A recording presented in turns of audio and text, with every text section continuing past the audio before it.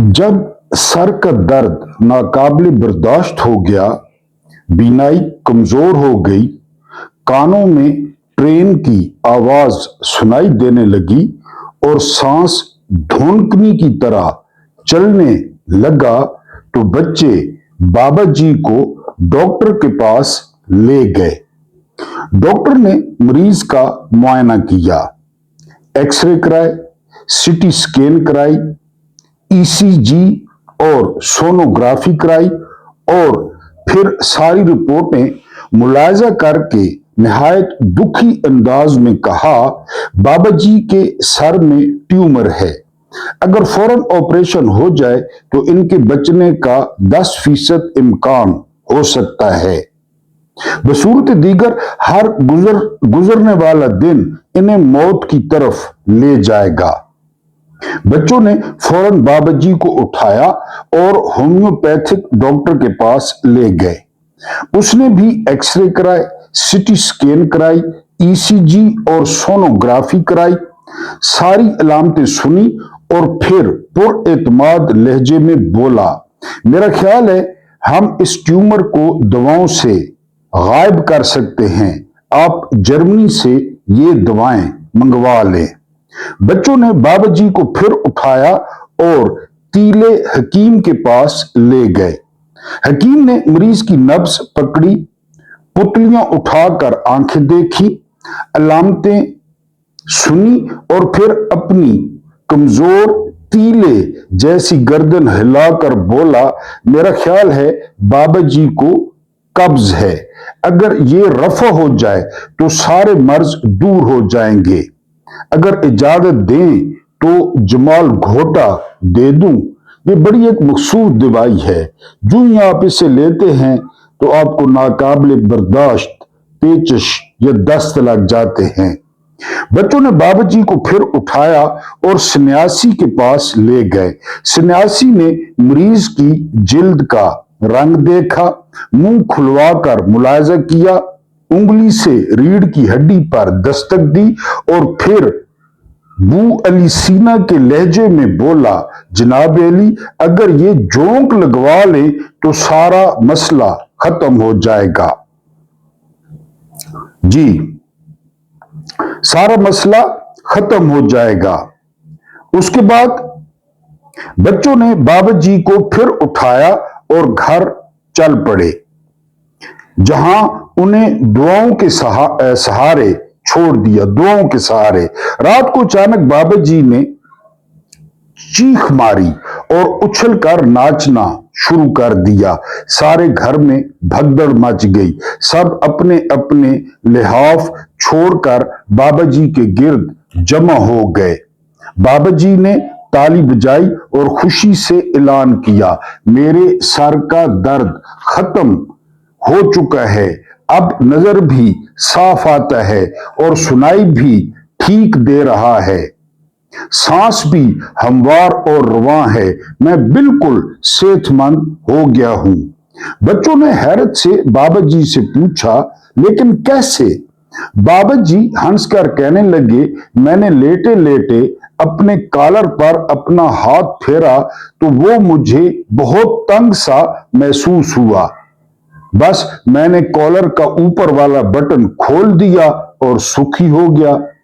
मेरा ख्याल है आइंदा मुझे 15 के बजाय 16 साइज का कॉलर पहनना चाहिए।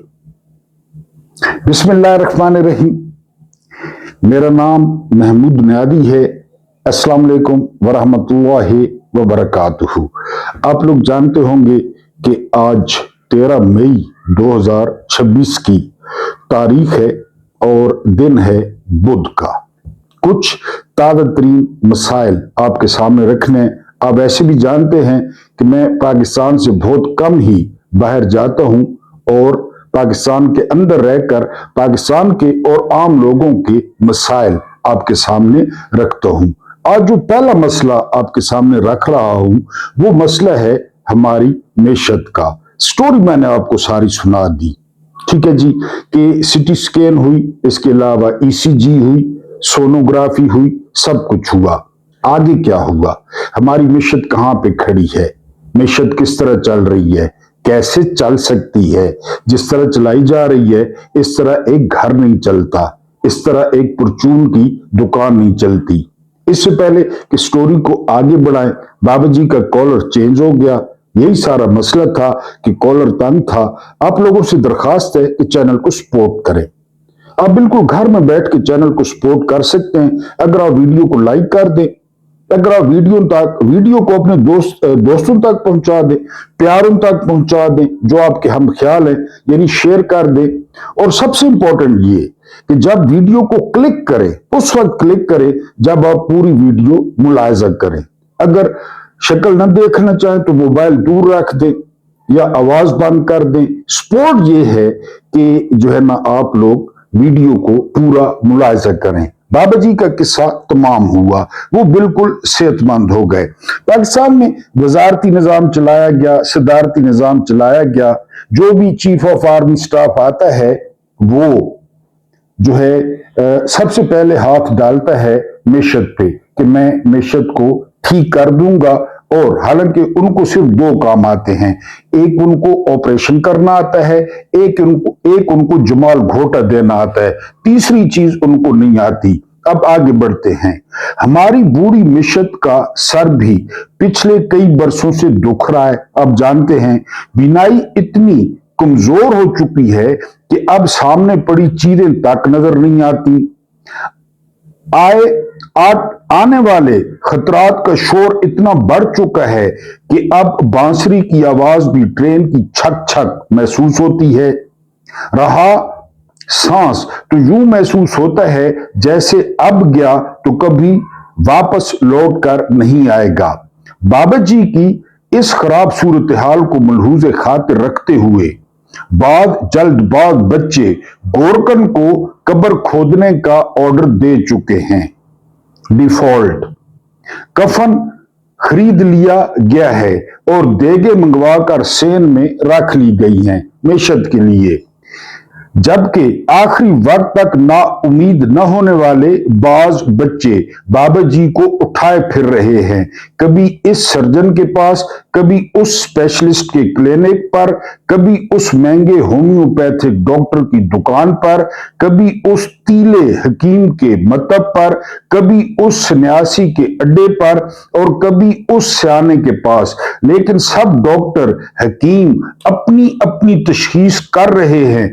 कोई ऑपरेशन का मशवरा दे रहा है, कोई महंगी दवाएं खिलाने, कोई जमाल घोटा देने और कोई जोंक लगवाने का मशवरा दे रहा है। वैसे जोंकें ज्यादा लगी हुई हैं पाकिस्तान को। जी हां, इस बूढ़ी मैशत के हाथों सारी सनतें जमीन बोस हो चुकी हैं, खजाना खाली हो चुका है, मुलाजमीन की तनख्वाहों के लिए पैसा नहीं रहा, मुल्क के 90% तरक्याती काम बंद हो चुके हैं। वापडा से टाइम बम की टिक टिक जो है वो नशर हो रही है। इसके अलावा जी रेलवे सफेद हाथी की तरह पूरी मैशत को रौंदता हुआ गुजर रहा है। गंदम नापेद हो चुकी है, कपास की फसल तबाह हो चुकी है, रुपया आखिरी सांस ले रहा है, रेवेन्यू का ग्राफ तेजी से गिर रहा है, लोग अपनी सकत से ज्यादा टैक्स देने से इनकार कर चुके हैं और पैसा हुकूमती गिरफ्त से निकलकर चंद हाथों में जमा हो रहा है। हुकूमत मरीज को बचाने के लिए कभी जनरल मुशर्रफ, कभी जनरल बाजवा, कभी जनरल आसिम मुनीर और इनके पास जो है वो लेकर दौड़ती फिरती है। ये सब लोग आते हैं, एक्सरे कराते हैं, सीटी स्कैन, ईसीजी और सोनोग्राफी कराते हैं, रिपोर्टें पढ़ते हैं, खाते पीते हैं, अपनी फीस लेते हैं। अब मरीज को दवा की नहीं दुआ की जरूरत है का मशवरा देकर चलते बनते हैं। गए बाद में भी हमेशा ठीक कर रहा था साबिर बिट्टू के साथ मिलके, परवेज मुशर्रफ ने भी की बंदे बेच के, अब SIFC कर रही है। जी हां, मुख्तसर या मोहतरम व्यूअर्स, इन आखिरी लम्हों में जब कब्र तैयार है, सफेद दूधिया लट्ठे का कफन कमरे में धरा है, मुश्कबू, लुबान और गुलाब की पत्तियां आया ही चाहती हैं। मौलवी शाम की तैयारी कर रहा है और सहन में नाई देगें खड़का रहा है। बाबा जी को हिम्मत से काम लेकर अपने कॉलर का बटन खुद ही खोलना होगा कि ये जो जर्नैल हैं ये ना सारे जो है ना वो समात और सांस का इलाज नहीं कर सकते और ना ही बिनाई का। बागैरत कौमों को जिंदा रहने के लिए अपने अपने कॉलर खुद ही खोलने पड़ते हैं, क्योंकि गैर तो सिर्फ ऑपरेशन किया करते हैं, कड़वी कसीली गोलियां खिलाया करते हैं, जो जमाल घोटा दिया करते हैं, ऑपरेशन किया करते हैं और जोंके लगाया करते हैं। हर तरीके से इस मिशत को चलाया गया, हर तरीके से। भुट्टो साहब कहते थे सोशलिज्म, ज़िया साहब कहते थे इस्लामी, कोई क्या, एक तरीके से नहीं चलाया गया। और वो तरीका था दयानतदारी का, कि अगर इसको दयानतदारी से चलाया जाए, अगर ईमानदारी से चलाया जाए, अगर खुदा खौफी से चलाया जाए। बंद कॉलर है, सिर्फ जर्नैलों को बैरकों में भेजना है, यानी ऊपर वाला बटन खोलना है। ये जो शिकंजे में है ना सारा निजाम, इससे आजादी हासिल करनी है, या बकौल इमरान खान के हकीकी आजादी हासिल करनी है। यानी एक तैदिया निगार कह रहे थे कल परसों कि पाकिस्तान बनने के बाद जर्नैलों ने हिस्सा मांगा था कैद आदम से कि हमारा क्या हिस्सा होगा। ये तैदिया निगार कह रहे थे पुराने कि उन्होंने मांगा था, अपना हिस्सा मांगा था। तो अब बटन खोलना है, बैरक्स में भेजना है। दुनिया का कोई मुल्क तरक्की याफ्ता जिसकी मिशत जर्नैल चला रहे हो, जिन्होंने अपना वजीर खजाना रखा हुआ हो औरंगजेब आरी, ये ऊपर वाला बटन है जिसने हमारी नसें दबा रखी हैं, खून का फ्लो रोक रखा है चंद हाथों में, दिमाग तक खून नहीं पहुंच रहा, आंखों तक खून नहीं पहुंच रहा, ऑक्सीजन नहीं मिल रही, गला दबाया हुआ है, पूरा सिस्टम शिकंजे में है, पूरा सिस्टम फस्तायत में है, पूरा सिस्टम आमरियत में है। वरना कौन सा ऐसा मुल्क है जिसमें मेशत नहीं चल रही। 1949 में आजाद होने वाला चीन, मलेशिया, इंडिया, सिंगापुर, ये ताइवान, इन मुल्कों की मिशत कौन चला रहा है।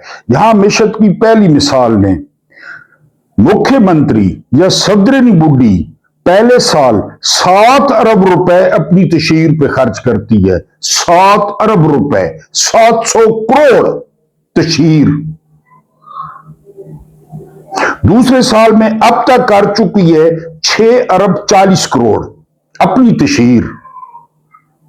वो जो वाघा बॉर्डर पे इस तरह कर रही थी खाली सीढ़ियों को, अखे मेरे नाल मां दी दुआ मान, मां पे भी बोतान लगा रही है, हालांकि इसकी मां ही नस गई आई मुशर्रफ नाल डील करके। वो वीडियो देखें, सीढ़ियां उतर रही है, मल्ला के घर जा रहे हैं, बक्से मालशी खानसा में लेकर नस गए हैं।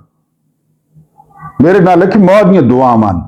अभी नहीं, 2027 में मांगे गए हैं 12 अरब, 7 अरब पहले साल में, इस साल में 6 अरब 40 करोड़ खर्च हो चुके हैं और 2027 के लिए 12 अरब मांगे गए हैं तशहीर के लिए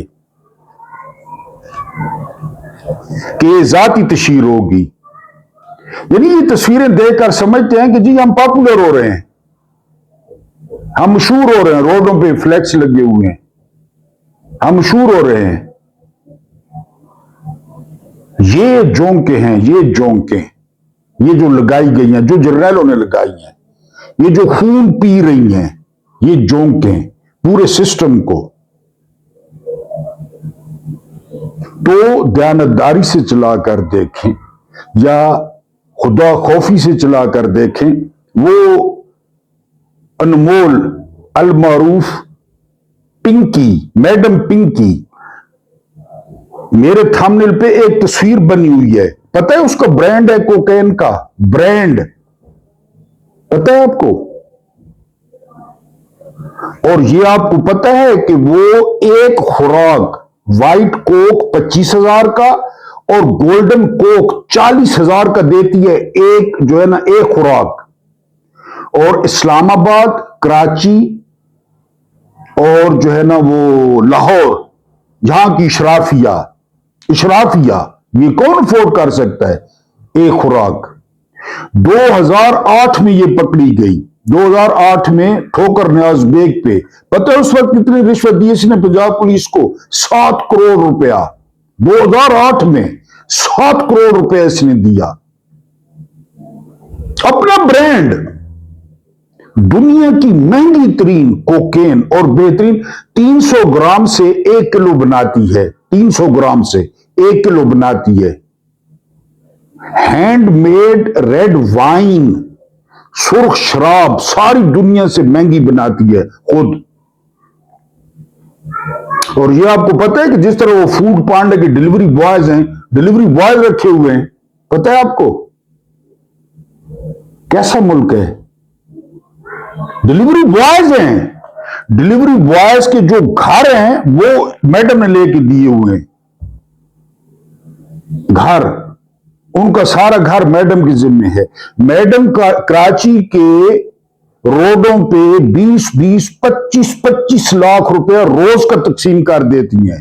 रोज का, रोज का अपना जानशीन मुकर्रर कर चुकी हैं कि मेरे बाद ये जानशीन होगा। ताल्लुक किससे निकला है पता है आपको? ये हैं डीआईजी असद रजा। आईजी की सपोर्ट हासिल है, फिर आईजी से ऊपर जिसने 7 करोड़ रिश्वत दी। ब्रांड, ब्रांड का नाम क्या है? इंजॉय। वो डब्बी बनी हुई है थंबनेल पे, गौर से जरा जूम करके चेक कर लें। Madam Pinky brand. ये जब वो 20-20, 25-25 लाख रोज का कराची की सड़कों पे बांट रही थी, किसी को होश नहीं आया ये कहां से आ रहा है। जब 2008 में लाहौर में उसने 7 करोड़ रिश्वत दी पंजाब पुलिस को। अच्छा, फिर एक और उसने बिल्कुल ही जबरदस्त काम किया। पाकिस्तान में यही है, पाकिस्तान में ये जबरदस्त काम है। एक पुलिस वाले से शादी भी कर ली, अल्लाह अल्लाह खैर सल्ला। शाम भी लाठी भी नहीं टूटी, शाम भी मर गया। पुलिस वाले ने शादी चकी थी, काम खत्म। पूरा नेटवर्क, पूरा नेटवर्क है। और 3 शहर हैं, इस्लामाबाद, कराची और लाहौर। एक बहुत बड़े चैनल का ये सर्की साहब हैं, सर्की साहब ने इंकशाफ किया है, पूरा नाम इनका मुश्ताक सर्की। इन्होंने इंकशाफ किया है कि बहुत बड़ा, पाकिस्तान का बहुत बड़ा चैनल है, उसका मालिक, उसके एक हाथ में शराब की बोतल थी और बाजू में बगल में गर्लफ्रेंड थी। वो पकड़ा गया, उसने बड़ी धमकियां शमकियां दी, फिर छोड़ दिया। सारा दिन उसका चैनल खबरें देता रहा कि कराची में मनशियात की लानत जो है ना वो बड़ी फैल चुकी है। ये मुश्ताक सर्की साहब की रिपोर्ट है, बहुत बड़े जो है ना वो चैनल का मालिक।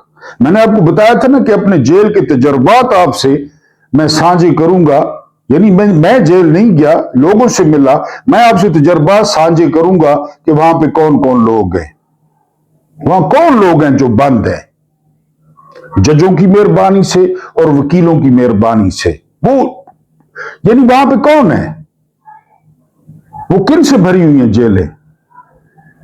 ये बहुत बड़े जो है ना मीडिया चैनल का जो है वो मालिक है, ये पकड़ा गया और मिनट लगा। एक नौजवान को लाया जाता है सरकारी अस्पताल में, वो शिकायत करता है कि मेरे सीने में बहुत ज्यादा और बाएं बाजू में दर्द है। बड़ा स्मार्ट जवान होता है, बड़ा खूबसूरत जवान होता है, इसी से रिलेटेड है, इसी से रिलेटेड है। जोंके, मैडम पिंकी, सदरनी बुड्ढी, 14 अरब, इसी से रिलेटेड है। लड़के को जो है ना वो कहता है शदीद दर्द है। लड़को उसने डॉक्टरों ने जाहिर है प्रोसीजर शुरू किया, तो डॉक्टरों को इंकशाफ हुआ कि लड़के को हार्ट अटैक हुआ है। तो वो लड़के की हिस्ट्री देखते हैं, ना कोई उसका वजन है, ना उसकी कोई सिगरेट नोशी है, ना उसमें कोई, तो वो उससे पूछते हैं कि क्या वजह, क्या यानी क्या तुम्हें महसूस हुआ है, या क्यों तुम्हारी तबीयत इतनी खराब हुई है। तो वो कहता है कि मेरा इस्लामाबाद में वो जो घर गिराए हैं उसमें हमारा घर गिरा दिया गया है और हम भटक रहे हैं। मुझसे बर्दाश्त नहीं हो रहा था कि किधर जाएं। ये नकवी साहब ने जो है वो खबर दी है। डॉक्टर बंदा मौजूद है इस्लामाबाद में, डॉक्टर मौजूद है जिनको सारी कहानी सुनाई है कि जी वो मेरा घर गिरा दिया गया है। यानी अब ये सारा को रिलेट करें, बूढ़ा जर्नैल, उसका ऊपर वाला बटन, इनके शशके, इनकी मौजें, ये सारा को रिलेट करें कि मिशत का क्या हाल है, ये मुल्क किस तरह चल रहा है। अब दूसरी तरफ ये बहुत इंपॉर्टेंट है, राना सनाउल्लाह कहते हैं कि चुनाव पर जो हमारे हिस्से का दरिया है उस पर इंडिया 4 डैम बना रहा है, 4 डैम। वो मानसून में पानी छोड़ेगा और जब जरूरत होगी तो पानी बंद करेगा, हमें बता रहा है, इतला दे रहा है। तो वो जो जंग हमने जीती थी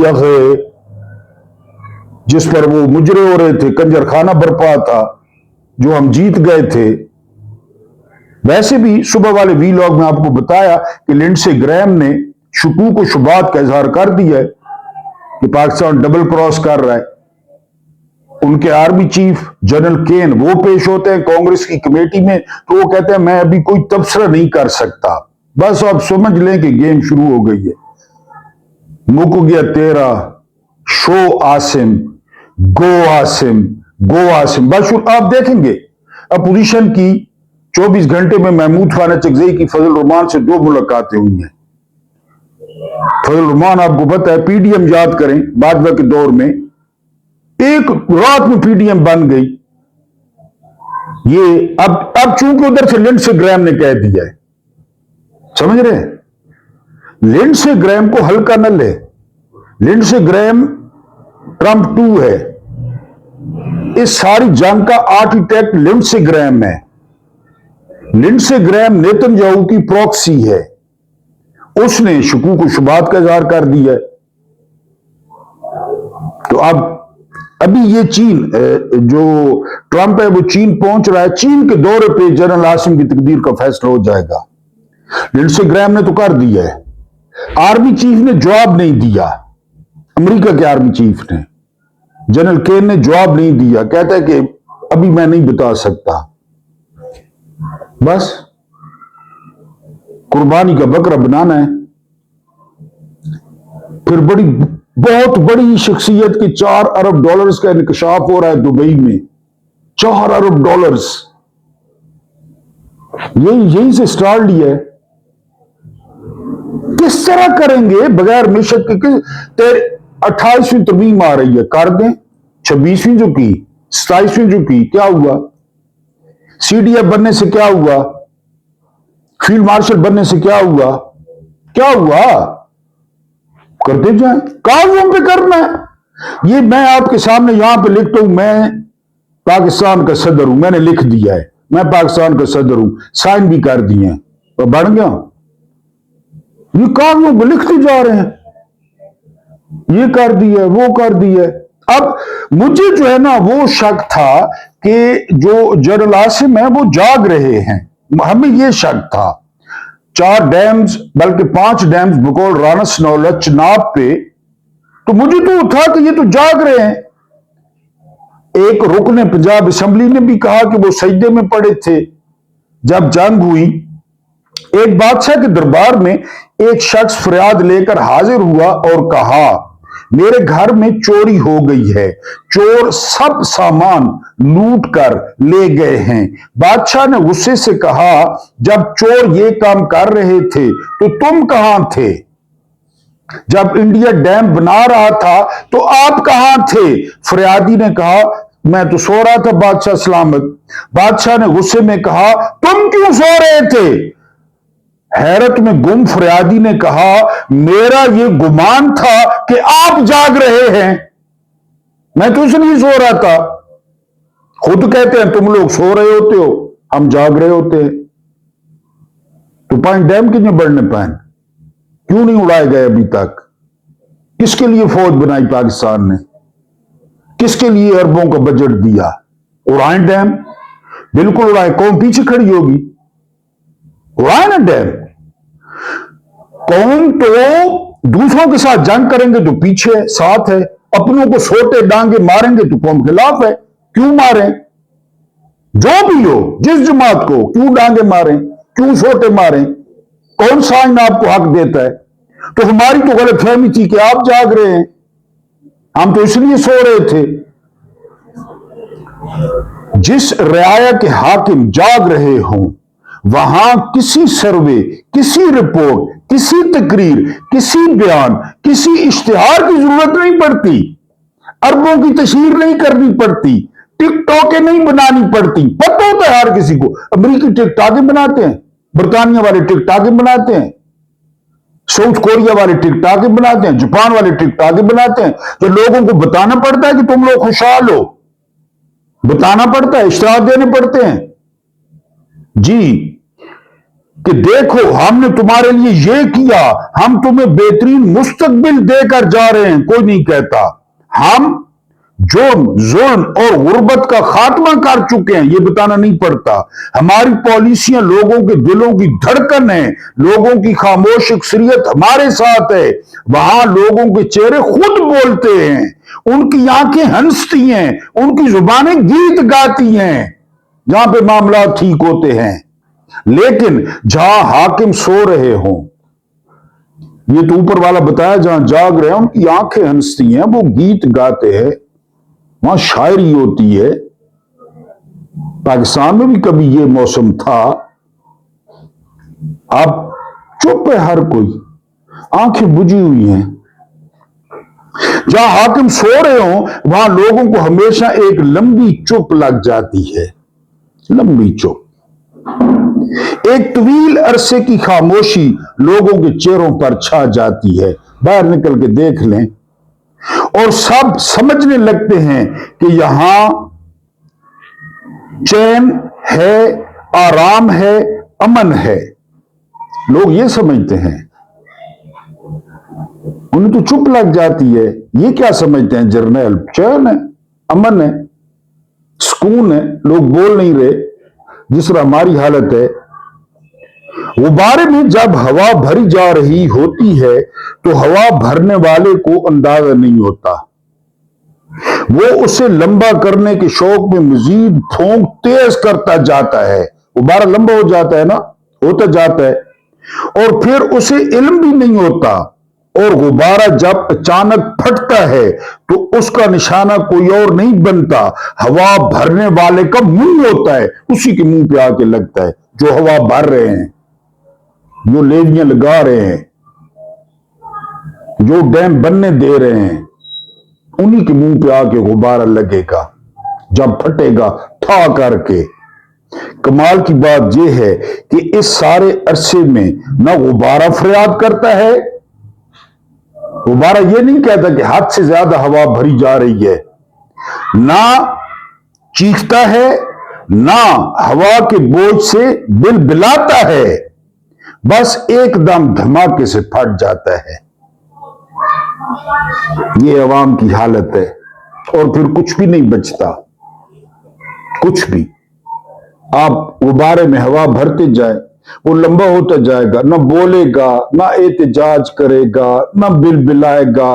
मुझे तकलीफ हो रही है, मैं 415 का पेट्रोल नहीं डलवा सकता, मैं 2600 का 20 किलो आटा नहीं खरीद सकता, मैं 150 की चीनी नहीं खरीद सकता, मैं बच्चों की फीस नहीं दे सकता, मैं मकान का किराया नहीं दे सकता, मेरी जिंदगी तुम लोगों ने अजीरन कर रखी है, तुम लोगों ने मेरा घर गिरा दिया है।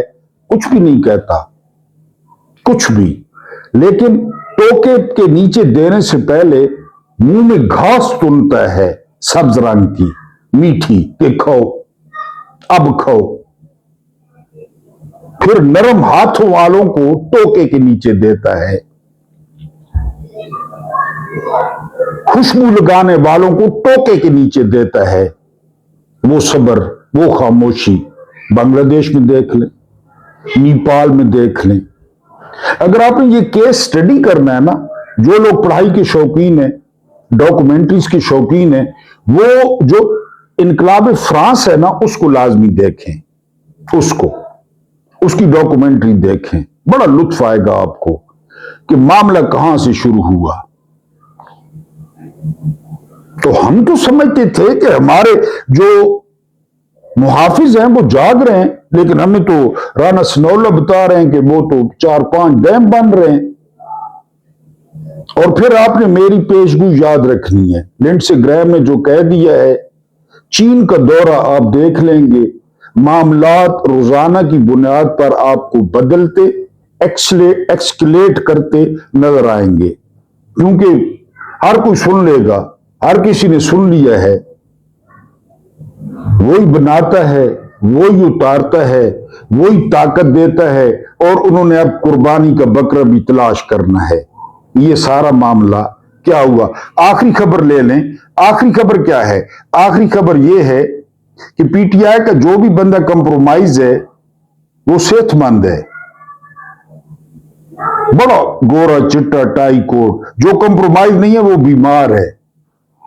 इमरान खान, बुशरा बीबी, सनम जावेद, उमर सरफराज चीमा, महमूद रशीद, ये सारे बीमार हैं। क्या हो रहा है इनके साथ? वो सनम जावेद भी अस्पताल में दाखिल है, क्योंकि सदर बुढ़ी ने गुस्सा नहीं पे उतरना, वो भी दाखिल है। इजराइल की जेल में निकोलस क्रिस्टोफ रिपोर्ट करते हैं न्यूयॉर्क टाइम के कि औरतों के साथ जो ज्यादती, जिनसी ज्यादती, वो डिस्कस नहीं करते। मर्दों और बच्चों के साथ किस तरह जिनसी ज्यादती की जा रही है पता है? लोहे के रॉड के साथ, लोहे के रॉड के साथ मर्दों की और बच्चों के साथ जिनसी ज्यादती की जा रही है इजराइल के जेलों में। और ये निकोलस क्रिस्टोफ न्यूयॉर्क टाइम्स में लिख रहे हैं। हम तो समझते थे ये जाग रहे हैं और ये मुहाफिज हैं, लेकिन नहीं, आपके सामने। ये सबसे पहले ये वाली ज्यादती, ये पता है किसके साथ हुई थी? मुअम्मर कद्दाफी के साथ। खलीफा हफ्तार जो इधर भी आया था,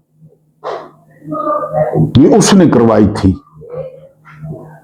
लोहे के रॉड के साथ। अब वीडियोस बन रही हैं, साथ वीडियो भी बन रही है लोहे के रॉड के साथ जिनसी ज्यादती मर्दों और बच्चों के साथ, और उसकी वीडियोस भी बन रहे हैं। और रिपोर्ट है निकोलस क्रिस्टोफ की न्यूयॉर्क टाइम्स में। अल्लाह पाक आपको आसानियां अता फरमाए, आसानियां बांटने की तौफीक अता फरमाए। मेरा रब्बे करीम आपके और मेरे मरहुमीन की मगफरत फरमाए, उनके साथ अदल का नहीं रहम का और एहसान का मामला फरमाए। मुझे बर्दाश्त करने का बहुत बहुत शुक्रिया।